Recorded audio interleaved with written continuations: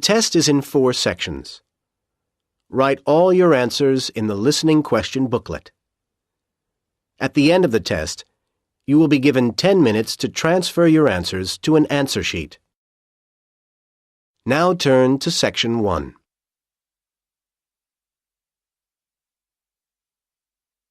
Section 1. You will hear a telephone conversation between a woman and the secretary of a cycling club. First, you have some time to look at questions 1 to 10.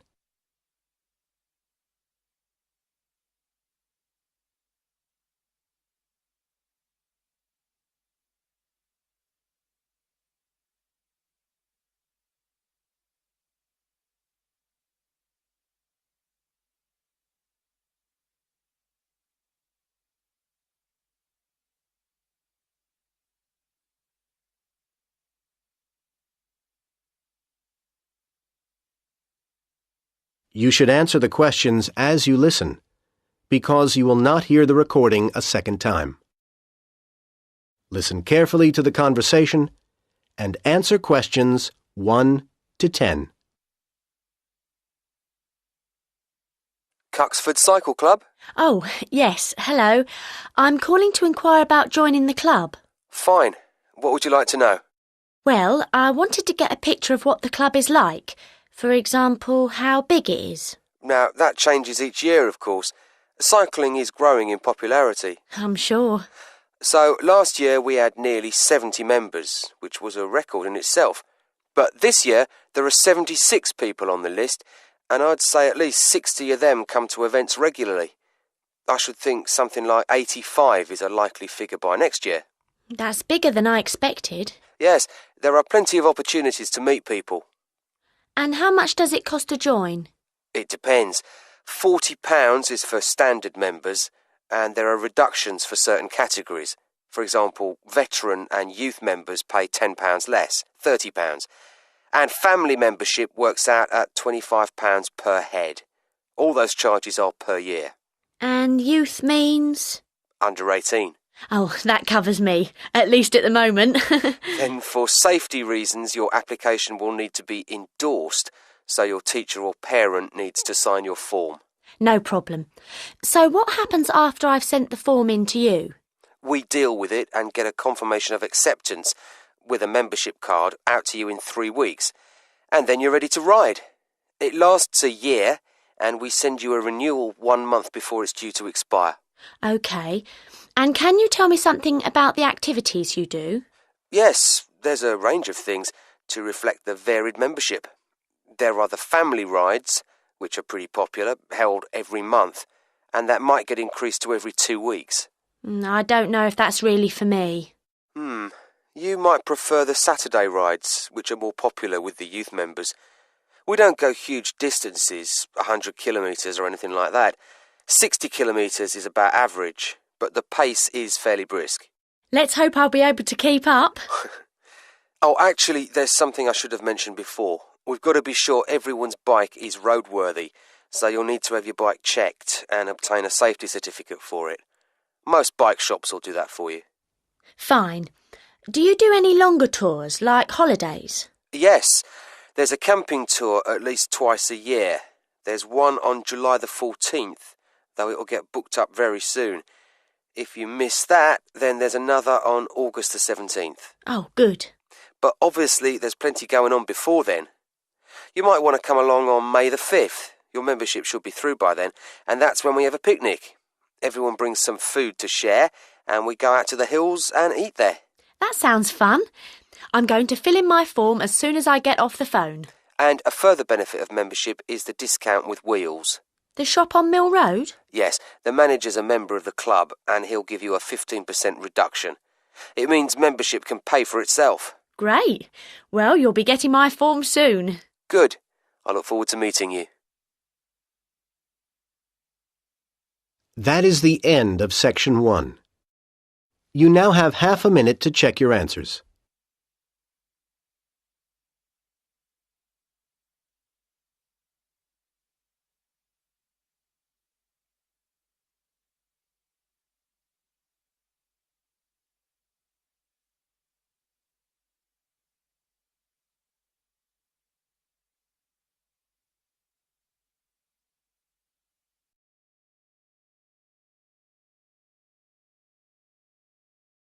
Section 2.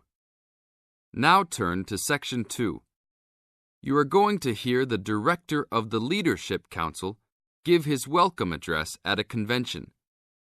First look at questions 10 to 14.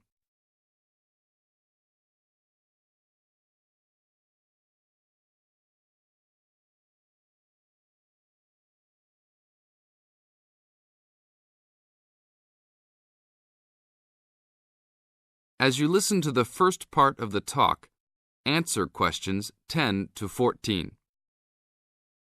Ladies and gentlemen, can I have your attention, please? Please find your seats. Snacks will be available all day long. Thank you. Allow me to first introduce myself. I am Joe Steinke, Director of the Leadership Council. On behalf of the Organizing Committee for the 8th Annual Leadership Conference, I welcome you all to San Dimas, California, for a special session on postmodern solutions. We have people attending from as far away as Toronto, New York, and even the Bahamas. Frankly, I wish we had gone to you there. But we're very glad you're all here. Let me say further that this will be our largest conference yet. Registrations have far surpassed our expectations. For the first 3 days, we will be hosting more than 325 participants for lectures and workshops. Another 100 will be joining us for our final 2 days and culminating session on Friday evening. We also have a larger selection of seminars than ever, a total of 32. Because we know that you all will want to attend a few special sessions, we will repeat key seminars each day. So there will actually be 38 sessions. I'm sure you will all be pleased with the content and the quality of speakers. Now look at questions 15 to 20.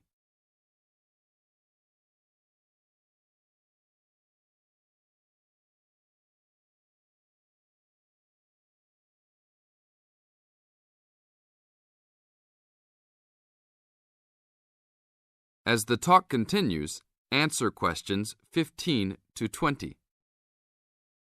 Now, for those who have opted not to take part in our bag lunches, there are a number of places nearby that we can recommend. We are located here in the Convention Center just across the street from the Harford Shopping Mall, and the place we most recommend is Vital's, which is just west across Queen Street on the opposite corner. Please be careful crossing both streets, however, as we don't want to lose any participants. If you're not up to Vital's, you can also get some Italian food at the Olive Garden, which is further down Queen Street and east on Danning Avenue, across from the police station. They have a great minestrone soup and excellent breadsticks, all you can eat. On the other hand, if you want some good old American food, you can head to Fuddruckers for some big hamburgers or to the Cattle Company for some fat, juicy steak. Fuddruckers is next to the Olive Garden, but the Cattle Company is back closer to us in the opposite direction of Vital's. Just go east out of the Convention Center across King Street. It's on the same side as the Convention Center, so you just have one street to cross. Enjoy. But also, please make sure you are back for the afternoon sessions. These will always start at 1:30 p.m. That will give you an hour and a half for lunch each day. Sessions will be over each day at 5:30. Now, regarding the schedules we've printed out, there have been a couple of last-minute changes. The session titled New Leadership Strategies will no longer be held in Seminar Room 1, but in the main ballroom. This session has garnered much praise and is highly recommended to all, hence the change to a larger room. Another session has been canceled.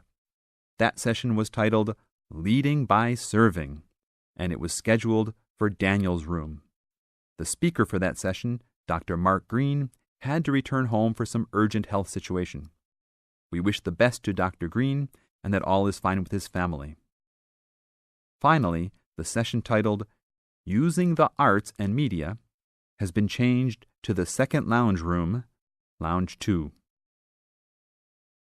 Please show up promptly for sessions and sit towards the front of each room so that all seats can be utilized. Also, turn off all pagers, beepers, and cell phones.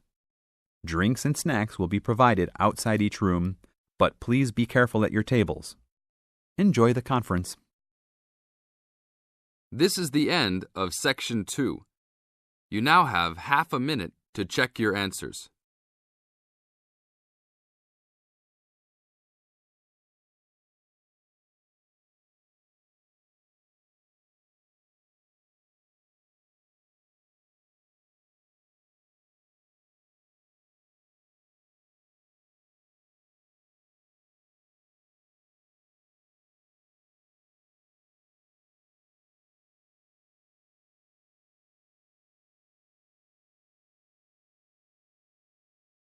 Now turn to Section 3.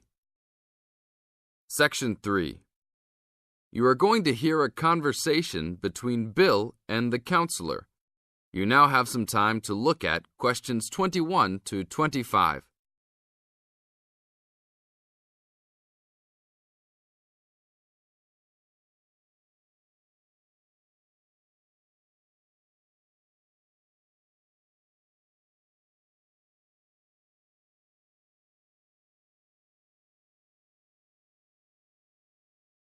Now, listen to the conversation carefully and answer questions 21 to 25 by circling the correct letter A, B, or C. Hello, Bill. What can I help you with? Well, I was talking with a friend of mine who's doing a medical course, and he said that before I start taking sleeping pills, I should see you. I see. Well, I can't prescribe any medicine, Bill, and I prefer not to encourage anybody to take sleeping pills. What I can do is to help you look at why you're not sleeping. Okay, but I think it's because I don't know how to handle all the work. I found that new students find college very different to school. The biggest difference seems to be that you have to get used to working more independently at college. And this can be difficult to pick up straight away. You can feel that you're not quite in control of it all. That's right. I mean, with only a few lectures and tutorials each week, it looks like an easy workload, but then you suddenly realize that there are assignments, tests, and exams. I know I'm not the only one. I really prefer to work quietly in the library where the resources are, but its hours just don't suit my work and sleep habits. Yes. Having a lot of time to manage and having to arrange to get everything done and still have time left over to relax and feel refreshed usually needs careful planning. Yeah, that's right. I know. But it's hard to get started. My medical mate said you can help with getting organized, and I sure need it. Okay then. I need to get a few details about your timetable and any other commitments. You can put them all down on this form if you like. Now you have some time to look at questions 26 to 30.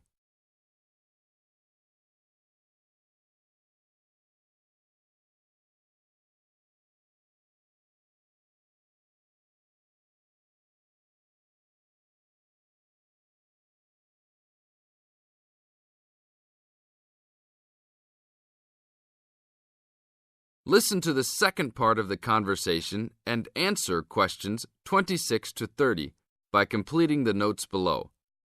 Write no more than 3 words for each answer. Now, Bill, what's your main concern? Well, what really gets me down at present is that the exams are coming up and I don't feel confident. I know you've spent a lot of time preparing, so let's look at the actual exam itself. No matter how much preparation you do, it doesn't really count if you don't plan how you will time yourself to ensure you get to answer all the questions. Usually there will be some guide on the exam paper that will tell you the relative importance of each question, its contribution to your total mark. I see. So if I feel organized at the start, I can be more confident. Exactly.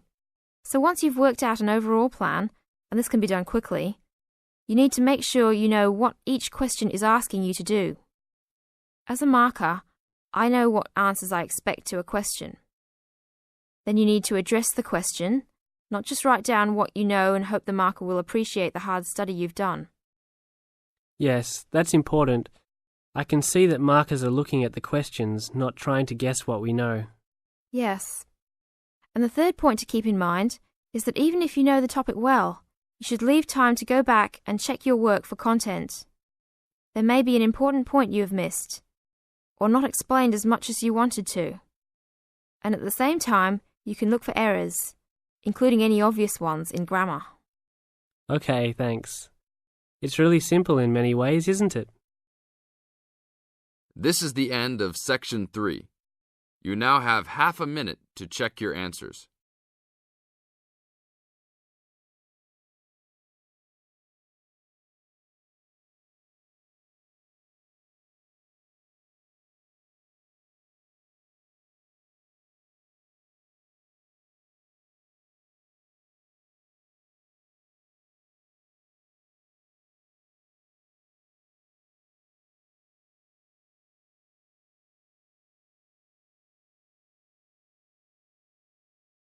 Now turn to Section 4.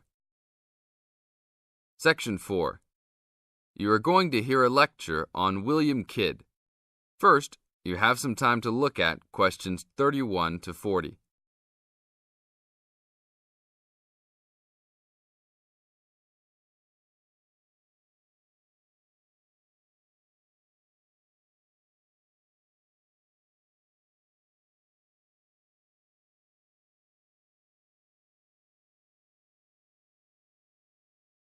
Now listen to the tape and answer the questions. A Pirate Story, William Kidd.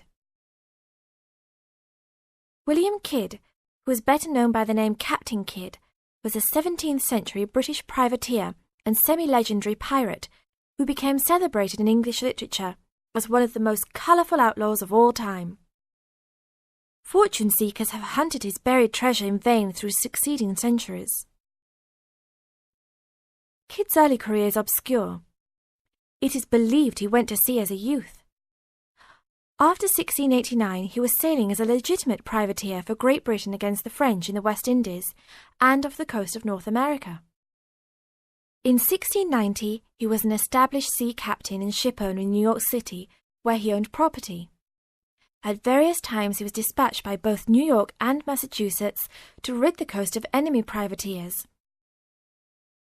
In London in 1695, he received a royal commission to apprehend pirates who molested the ships of the East India Company in the Red Sea and in the Indian Ocean. Kidd sailed from Deptford on his ship, the Adventure Galley, on February 27, 1696, called at Plymouth, and arrived at New York City on July 4th to take on more men. Avoiding the normal pirate haunts, he arrived by February 1697 at the Comoro Islands off East Africa. It was apparently some time after his arrival there that Kidd, still without having taken a prize ship, decided to turn to piracy. In August 1697, he made an unsuccessful attack on ships sailing with mocha coffee from Yemen, but later took several small ships. His refusal 2 months later to attack a Dutch ship nearly brought his crew to mutiny, and in an angry exchange, Kidd mortally wounded his gunner, William Moore. Kidd took his most valuable prize, the Armenian ship Quedda Merchant, in January 1698, and scuttled his own unseaworthy Adventure Galley.